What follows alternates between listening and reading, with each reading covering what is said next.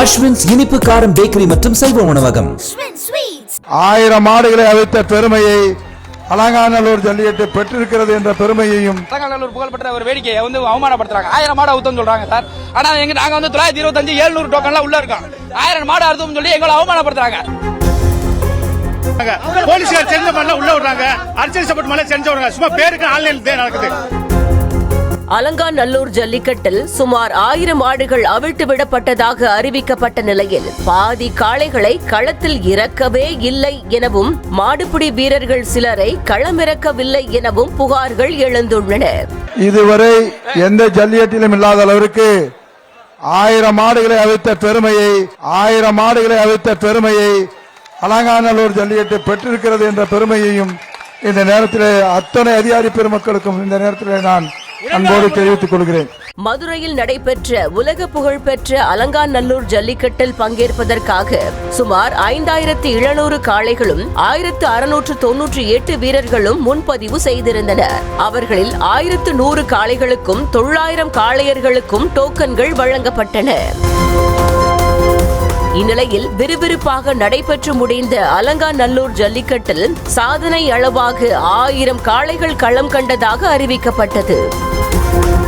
ஆனால் 1000 காளைகள் அவிழ்க்கப்பட்டதாக விழா கமிட்டியினர் கூறுவது தவறான தகவல் என சில காளையர்களின் உரிமையாளர்கள் குற்றம் சாட்டியதால் பரபரப்பு ஏற்பட்டது.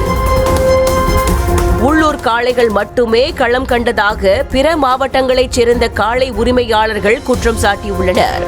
பரிசு பொருட்களுக்காகவோ தங்க காசுக்காகவோ அலங்காநல்லூர் ஜல்லிக்கட்டில் பங்கேற்க வரவில்லை என்ற காளை உரிமையாளர்கள் மாட்டை அவிழ்த்து அழகு பார்க்க வந்த தம்மை கடைசியில் ஏமாற்றி விட்டதாக குமுறினர்.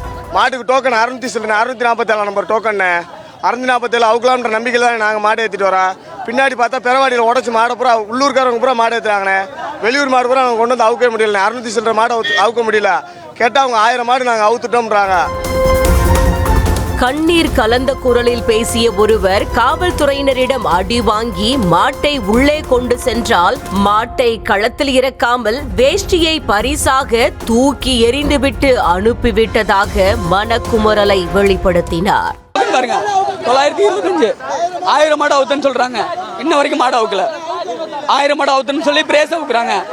போலீஸ்காரர்கிட்ட அடி வாங்கி கஷ்டப்பட்டு கொண்டு போயிருக்கோம். நாங்க இங்க பாருங்க அடி வாங்கிருக்கோம் சார். 700 மாடு உள்ள நிக்குது சார். டோக்கனுக்கு இல்ல அவுக்கல சார். பிரேச தூக்கி போறன்ற பேர்ல வேஷ்டி தூக்கி இருக்காங்க சார். பிச்சை எடுக்கிறதுக்கு வந்துருக்கோம் சார்.